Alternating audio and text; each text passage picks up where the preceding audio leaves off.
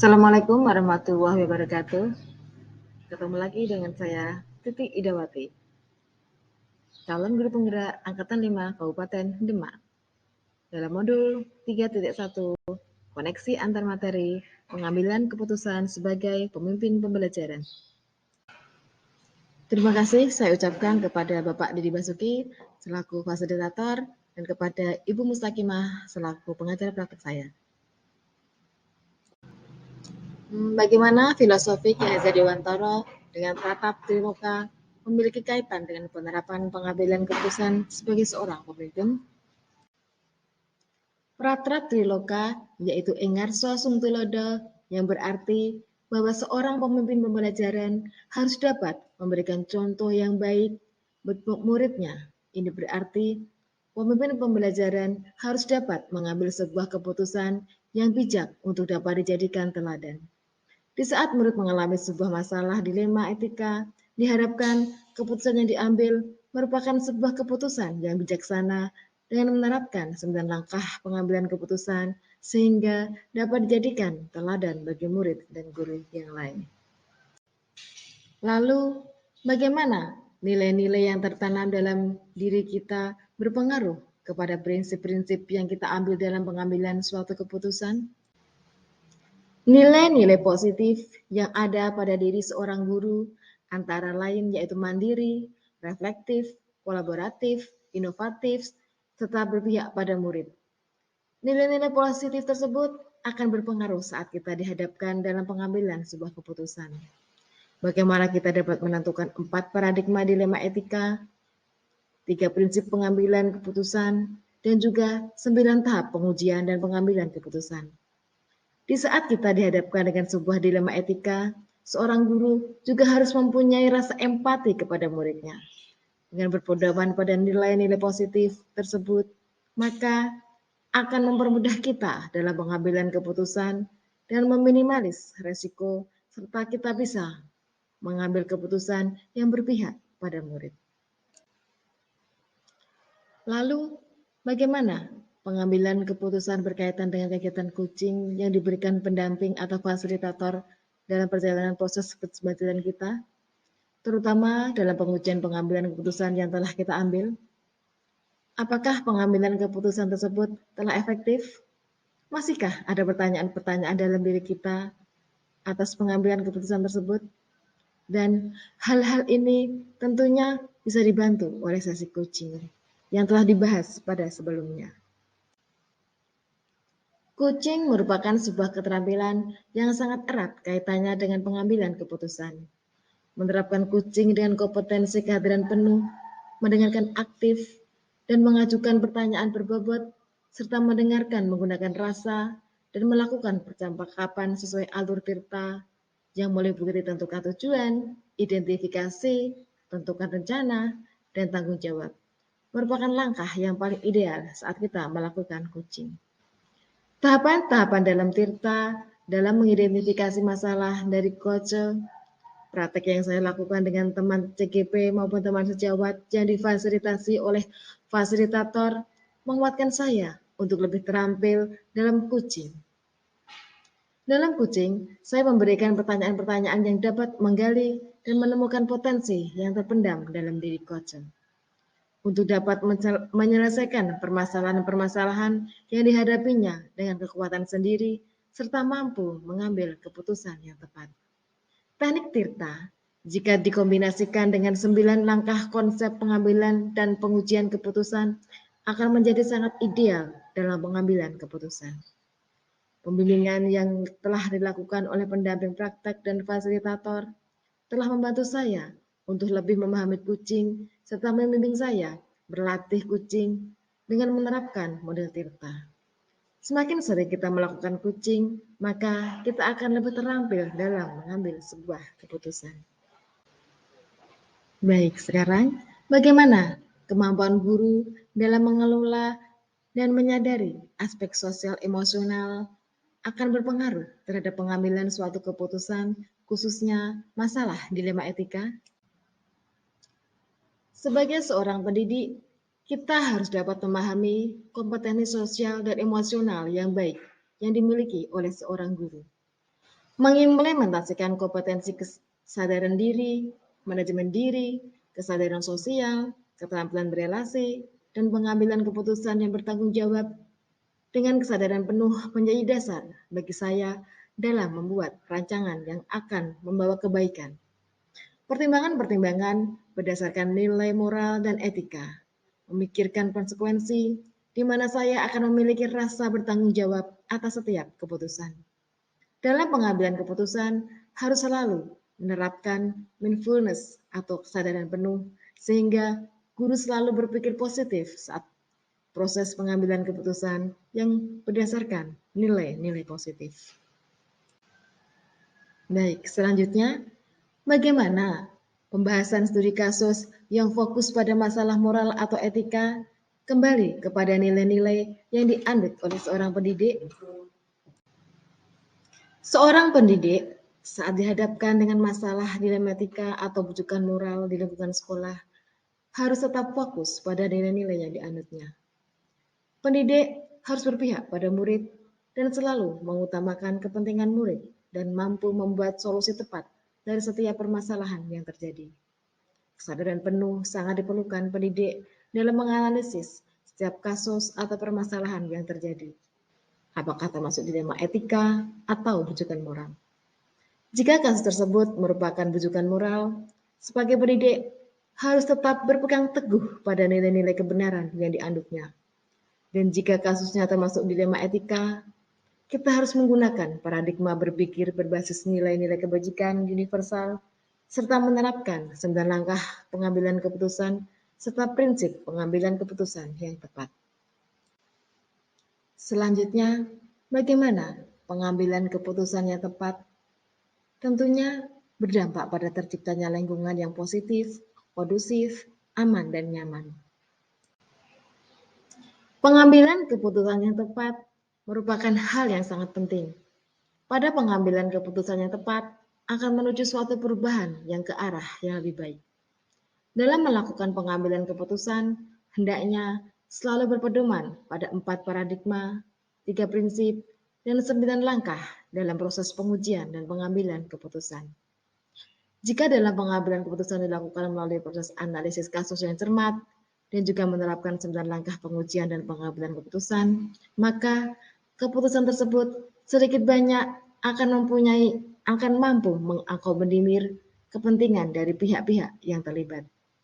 Dengan demikian akan berdampak pada terciptanya lingkungan yang positif, kondusif, aman, dan nyaman. Selanjutnya, apakah tantangan-tantangan di lingkungan Anda untuk dapat menjalankan pengambilan keputusan terhadap kasus-kasus dilema etika? Adakah kaitannya dengan perubahan paradigma di lingkungan Anda? Tantangan pasti ada, dan tantangan yang muncul antara lain untuk mengubah mindset dari warga sekolah untuk menuju paradigma berpihak pada murid. Keputusan yang diambil kadang tidak bisa serta-merta dirasakan perubahannya seketika itu juga. Namun, ada proses yang harus dilalui. Sosialisasi sangat diperlukan untuk merubah paradigma lama sehingga warga sekolah dapat memahami perubahan dan mampu beradaptasi. Pengambilan keputusan untuk menuju perubahan perlu terus dilakukan sehingga dapat menjadi budaya positif di lingkungan sekolah dan tetap berdasar pada visi dan misi sekolah. Selanjutnya, apa sih pengaruh pengambilan keputusan yang kita ambil ini dengan pengajaran yang memerdekakan murid? Dan bagaimana kita memutuskan pembelajaran yang tepat untuk potensi murid kita yang berbeda-beda? Sebagai seorang pendidik, kita harus dapat memenuhi kebutuhan individu setiap murid. Adanya perbedaan dalam kesiapan belajar murid, minat murid, maupun profil belajar murid menjadi tugas seorang guru untuk dapat membuat sebuah keputusan yang tepat agar semua kebutuhan murid dapat terakomodir. Keputusan yang diambil hendaknya merupakan keputusan yang dapat memberikan murid untuk tumbuh dan berkembang sesuai dengan kodratnya, baik kodrat alam maupun kodrat zaman. Dan sebagai bentuk dalam menuntun murid, menuju merdeka belajar. Hendaknya guru memberikan ruang bagi murid untuk dapat mengemukakan pendapat dan mengekspresikan bakat dan potensi yang dimilikinya, sehingga murid dapat belajar mandiri bagaimana mereka dapat mengambil keputusan yang sesuai dengan pilihannya sendiri. Lalu, bagaimana seorang pemimpin pembelajaran dalam mengambil keputusan dapat mempengaruhi kehidupan atau masa depan murid-muridnya? Seorang pemimpin pembelajaran dalam mengambil sebuah keputusan harus benar-benar memperhatikan kebutuhan murid. Guru diibaratkan sebagai seorang petani yang menanam dan memelihara benih. Jika petani memutuskan memelihara dengan baik, maka benih akan tumbuh dengan baik. Maka dari itu, keputusan yang kita ambil harus mempertimbangkan kebutuhan murid. Bagaimana kita dapat menggali dan mengembangkan potensi-potensi yang ada pada diri mereka untuk tumbuh dan berkembang dengan baik.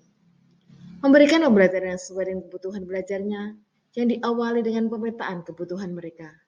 Dengan memperhatikan minat belajar, kesiapan belajar, dan profil belajar murid.